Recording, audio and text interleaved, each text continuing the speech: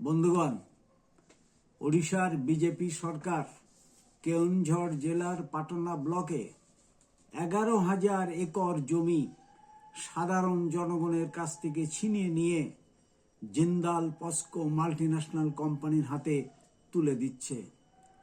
এর বিরুদ্ধে আমাদের সংগ্রামী কৃষক সংগঠন AIKKMS জিন্দাল পস্কো প্রতিরোধ মঞ্চ গড়ে তুলে তীব্র আন্দোলন পরিচালনা করছে।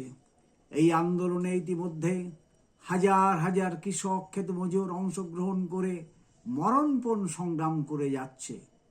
বন্ধুগণ, এরই মধ্যে গতকাল রাত 1টায় পুলিশ বাহিনী পাটনা ব্লকের যমুনাপুষি গ্রামে ঢুকে আন্দোলনের নেতা জিন্দাল পস্কো প্রতিরোধ মঞ্চের সম্পাদক বেনুধর সর্দার সহ আরও 4 নেতাকে গ্রেপ্তার করে।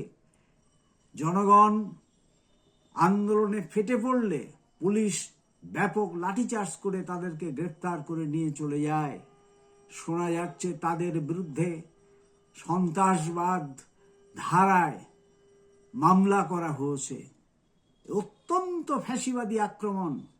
এই আক্রমণের বিরুদ্ধে আমরা তীব্র ধিক্কার জানাচ্ছি।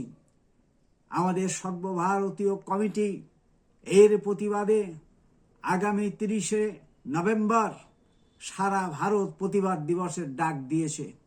এই প্রতিবাদ দিবসে আপামর জনসাধারণকে আমরা আহ্বান করছি, সামিল হয়ে প্রতিবাদের ঝড় তুলুন। আমরা অবিলম্বে বেনুধর সর্দার সহ 4 জনের নিঃশর্ত মুক্তি দাবি করছি।